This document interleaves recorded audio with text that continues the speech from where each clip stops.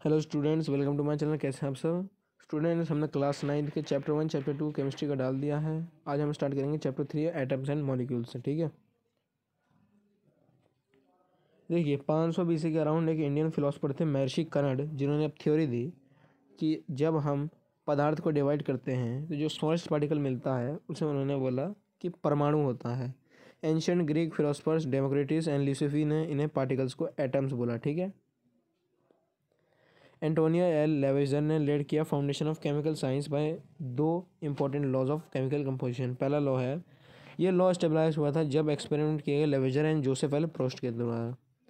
Chemical reaction जब 2 और 2 से ज़्यादा सब्सटेंस में की जाती है तो नए प्रोडक्ट्स बनते हैं, जो कुछ लॉ होते हैं जिन्हें बोलते हैं लॉ ऑफ केमिकल कंपोजिशन। ठीक है, देखिए इस क्लास में तो हम 9th में हम 2 लॉ पढ़ेंगे, law of conservation of mass, law of constant proportion, और ये जो 3 लॉ है इन्हें हम पढ़ते हैं हायर क्लासेस में। ठीक है, अब पहला लॉ है आपका law of conservation of mass.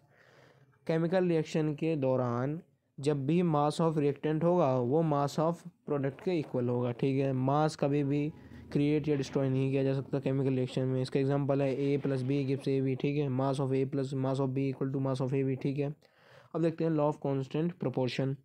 Chemical reaction में कंपाउंड में सेम एलिमेंट होंगे एक डिफाइनेट प्रोपोर्शन में by mass irrespective of their source.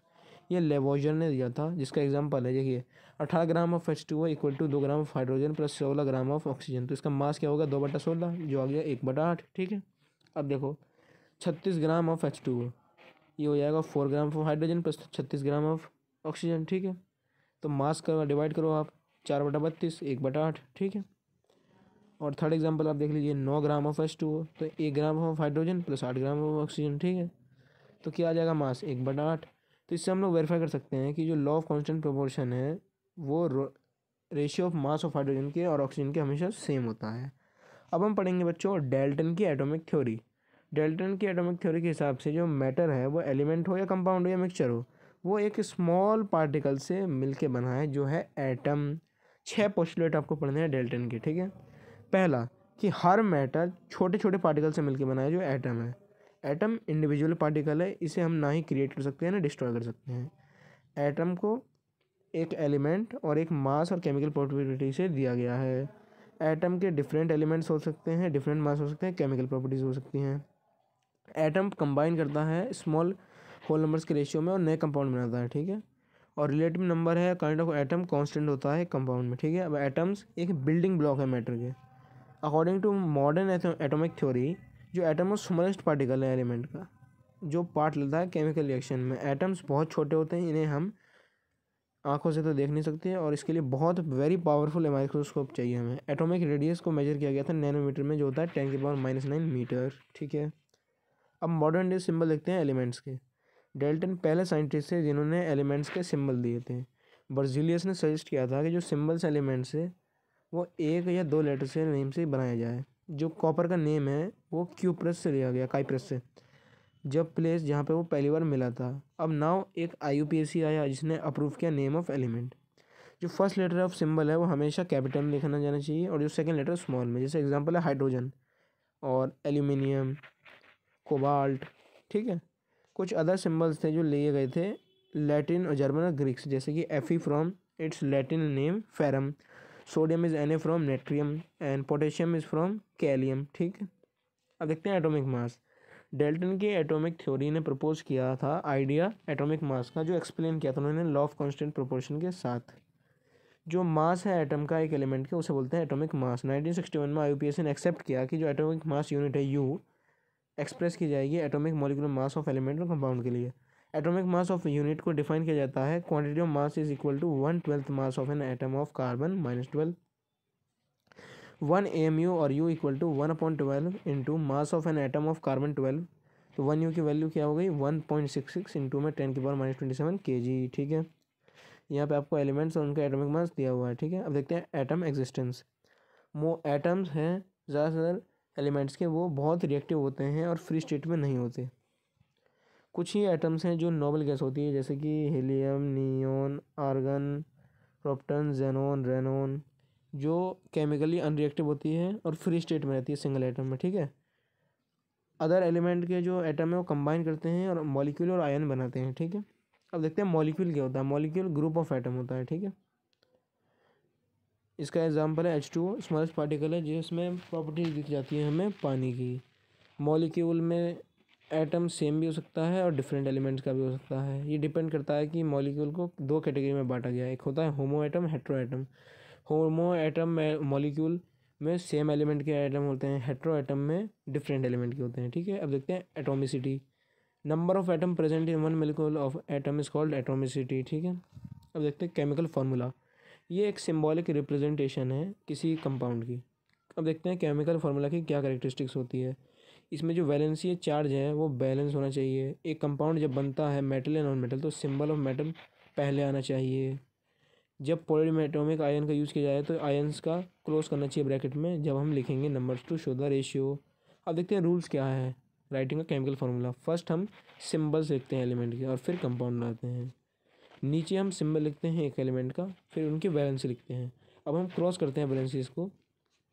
जो फर्स्ट आइटम होता है उसकी वैलेंसी को सेकंड आइटम के साथ सब्सक्रिप्ट कर देते हैं, और सेकंड आइटम होता है उसके वैलेंसी को फर्स्ट आइटम के साथ सब्सक्रिप्ट कर देते हैं। जिसका एग्जांपल है देखो HS है, तो हाइड्रोजन की वैलेंसी 1 हो गई, सल्फर की 2 हो गई, तो H किस 2 के साथ जाएगा, सल्फर 1 के साथ जाएगा, तो क्या हो गया H2S।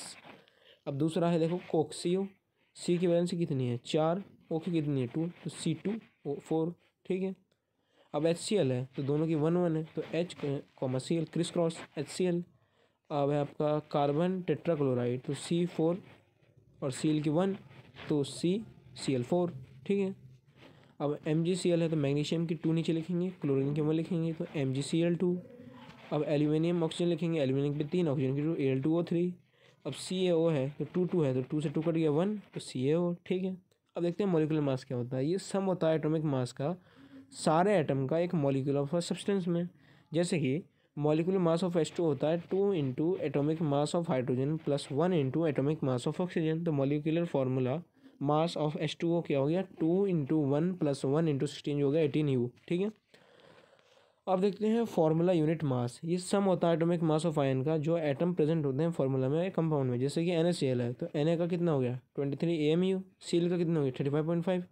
तो फार्मूला यूनिट मास क्या हो गया 1 into 23 plus 1 into 35.5 equal to 58.5U, ठीक है। अब देखते हैं आयन्स क्या होते हैं। एक आयन को हम ऐसे डिफाइन कर सकते हैं कि ये एटम है या ग्रुप ऑफ एटम है जिसमें पॉजिटिव या नेगेटिव चार्ज है, ठीक है। कुछ पॉजिटिवली चार्ज आयन्स भी होते हैं जैसे Na plus K plus Ca2 plus Al3 plus. कुछ नेगेटिवली चार्ज होते हैं Cl minus S2 minus OH minus SO4 minus, ठीक है। हम आयन्स को दो टाइप में करते हैं, simple ion, compound ion. Simple ion हो गया magnesium ion, sodium ion, chlorine ion. Compound ion हो गया NH4 माइनस 2 OH माइनस 1, ठीक है। अब देखते हैं chemical formula of ionic compounds polyatomic, ठीक है। ये देखिए सोडियम कार्बोनेट NaCO3, Na पे चार्ज 1, CO3 पे 2, ठीक है। AlSO4। अब देख सकते हैं मोल कॉन्सेप्ट देख लेते हैं। ये ग्रुप है 6.022 इंटू 10⁻23 पार्टिकल का, जिसमें एक सब्सटेंस है जिसे बोलते हैं मोल ऑफ दैट सब्सटेंस। एक मोल ऑफ एटम होता है 6.022 इंटू 10⁻23, जिसे अगर हमें एक मोल निकालना है ऑक्सीजन का तो ये हो जाएगा 6.022 इंटू 10⁻23 इंटू ऑक्सीजन एटम्स। हमें नोट करना चाहिए कि 6.022 इंटू 10⁻23 एवोगाड्रो नंबर है जिसे हम L से रिप्रेजेंट करते हैं। एक मोल ऑफ एटम में एलिमेंट में मास इक्वल होता है एटॉमिक मास ऑफ एलिमेंट के। अब मोलर मास क्या होता है देख लेते हैं। मोलर मास एक सब्सटेंस का मास ऑफ 1 मोल होता है उस सब्सटेंस के साथ। ये इक्वल होता है 6.022 इंटू 10⁻23 ऑफ दैट एलिमेंट या सब्सटेंस। एग्जांपल है एटॉमिक मास ऑफ हाइड्रोजन होता है 1U, तो इसका मॉलिक्यूलर मास हो गया 1 ग्राम। एटॉमिक मास नाइट्रोजन का 14U, तो इसका मॉलिक्यूलर मास हो जाएगा 14 ग्राम। अगर हमें एसिड का मोलर मास निकालना है तो हो जाएगा 32 इंटू 8 जो हो जाएगा 256 ग्राम। अगर HCl का मोलर मास निकालना है तो मास of hydrogen plus mass of chlorine, तो इसका हो गया 1 इक्वल टू 35.5, ये हो जाएगा 36.5, ठीक है। अब इंपॉर्टेंट फार्मूला आप देख लीजिए। नंबर ऑफ मोल्स को लिखते हैं given mass upon molar mass. Number of moles को लिखते हैं given number of particles upon Avogadro number, ठीक है। परसेंटेज निकालनी है किसी आइटम की, लिखेंगे मास of element into 100 upon mass of compound, ठीक है। तो बच्चों इसी के साथ हमारा चैप्टर कंप्लीट हो गया। आप जो इंपॉर्टेंट फार्मूलाज मैंने आपको बताए याद कीजिए, बार बार रिवाइज कीजिए, और कोई भी डाउट हो तो हमें चैट में ज़रूर बताइए। Thanks for watching, bye bye.